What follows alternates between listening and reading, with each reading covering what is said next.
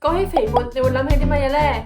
又唔運動，又唔食少啲，呢啲描述呢，其實係冇對與錯嘅，但令人好奇嘅係呢啲因素全部都係針對你，而唔去諗下可能有其他因素導致我哋肥胖或者暴食呢。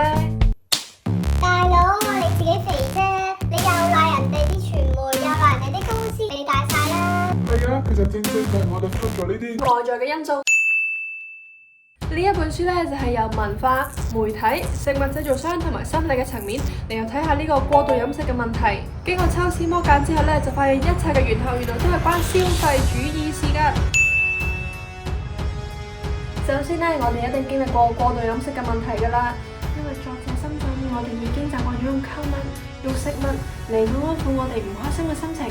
例如當你放工做咗樣大 project 之後，你最想做係啲乜嘢啊？梗係去買杯嘢飲，梗係去買杯啤酒，梗係去買啲零食翻屋企食㗎啦。其實真相係喺貪食嘅背後係無窮嘅空虛啊！喺唔知道生活有咩樂趣、工作有咩意義嘅情況之下，食其實係一種滿足，可以填飽我哋嘅肚，亦都可以填飽我哋心入面嘅空虛。就係喺呢一個空同埋滿中間呢，我哋就揾到呢一個存在感啦。重點嚟啦，喺呢個咁壓迫嘅生活環境之下，我哋受到廣告、受到開箱 video 嘅攻擊，喺無形之中呢，我哋就會透過消費嚟到安撫我哋心靈中嘅空虛。所以呢，如果你有試過用飲飲食食嚟到填滿你個心嘅話，就算你唔係肥胖，你都係有呢個過度飲食嘅問題。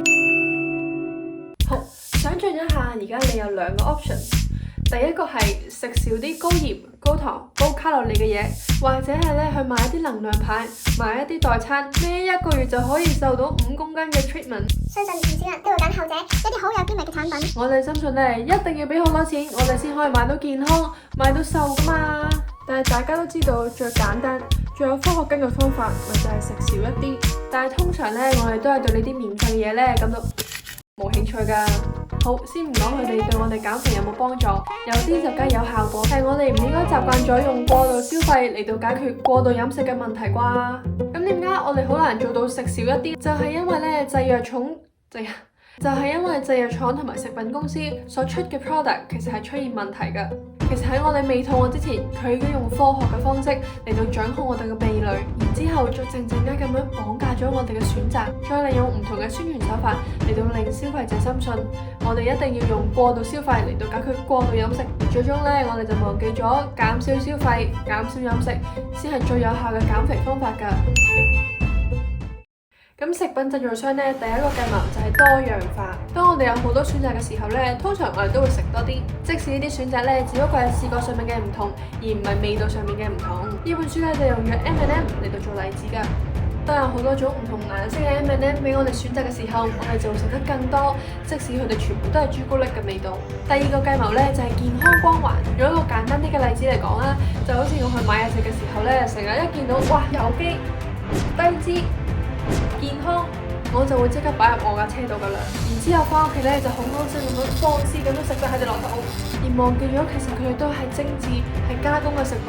最後一樣咧就係廣告啦，有一啲公司咧就會將食物同埋唔開心時候嘅解藥連埋一齊。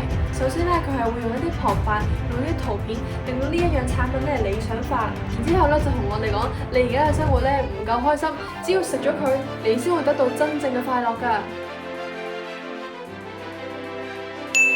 咁講完呢一大堆嘢之後呢，我唔係話肥胖唔關你自己事，唔關我個人事。呢一個問題呢，我哋唔應該好簡單咁樣去探討㗎。如果呢一件事係咁簡單嘅話，點樣我哋嘅過度飲食係會持續咁樣上升啊？雖然呢本書呢講到好似好陰謀論咁樣，講法呢其實都好會顯化到我㗎，唔知佢有冇擺俾你啲諗法呢？歡迎留言同我講。最後啦，呢啲以上嘅論點呢，都係由呢一本書度抽出嚟嘅。咁如果我講錯嘅話呢，就歡迎你哋 comment 同我講。但係我哋唔應